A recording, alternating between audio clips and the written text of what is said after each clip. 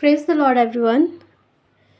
क्या हम जानते हैं कि बपतिस्मा और नया जीवन क्या है? हाँ प्रियो, यो तो हम जानते हैं और अब तक हमने सीखा है कि पानी में बपतिस्मा लेना और प्रभु के पीछे चलना एक नया जीवन है। लेकिन इसको हम डीपली आज समझेंगे। प्रियो, हम जानते हैं कि वचन हमें बताता है कि हमें प्रभु में नया जीवन जीना है और प्रभु हमें नया जीवन देता है। लेकिन नया जीवन कैसे मिलेगा? और यहाँ पर बाइबल हमें बताती है कि बपतिस्मा के द्वारा हमें नया जीवन प्राप्त होता है। लेकिन किस प्रकार का बपतिस्मा? क्योंकि यदि हम पानी के बपतिस्मा की बात करते हैं प्रियो, तो हम सभी जानते हैं कि यूँ तो संसार में बहुत से सारे ऐसे विश्वासी भाई बहन हैं जिन्होंने पानी से बपतिस्मा लिया, लेकिन आज भी उनका जीवन पुराना ही है। आज भी उनका जीवन पहले जैसा था वैसा ही है। बहुत सारे लोग हैं जो कि पानी का बपतिस्मा लेते हैं लेकिन उसके बाद वापस बैकस्लाइड हो जाते हैं। तो ऐसा क्यों? क्योंकि प्रियो, हमने बपतिस्मा का सही मीनिंग समझा ही नहीं है।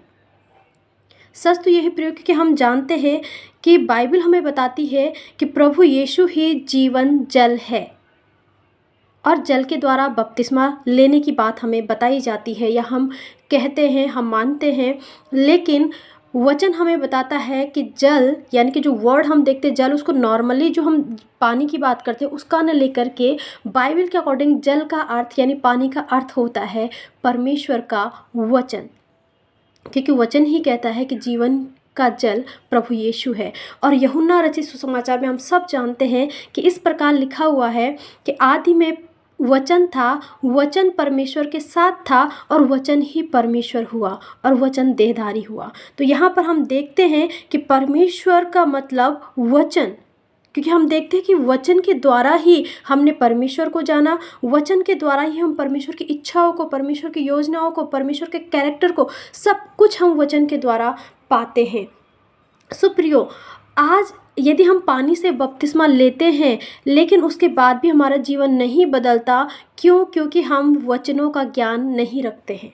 सो प्रियो, यदि हम प्रभु के पीछे चलते तो हमें वचनों से, यानी कि प्रभु के वचन को ग्रहण करके, प्रभु के वचन को, वचन का ज्ञान लेकर के हमें एक नया जीवन जीना है। क्योंकि हम जानते हैं प्रियो कि यदि हम वचन की गहराई तक जाएंगे, वचनों को पढ़ेंगे, वचनों को अपने हृदय रूपी पटिया पर लिख डालेंगे, इसका मतलब है कि उसको गहराई से अध्ययन करना, तो प्रियो हमारा जीवन निश्चित बदलेगा। क्योंकि वचन में वो सामर्थ्य वचन में ही है जो हमारे जीवन को बदल सकती है, पानी में नहीं।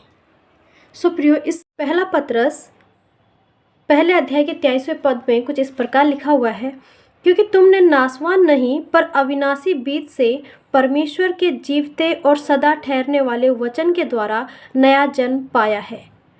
और यहाँ पर हम देखते हैं प्रियो कि जो वर्ड बीज यहाँ पर शब्द आया हुआ है, बीज का अर्थ भी वचन ही होता है, परमेश्वर का वचन। सो प्रभु आप सबको इस वचन के द्वारा आशीष दे। जय मसीह की।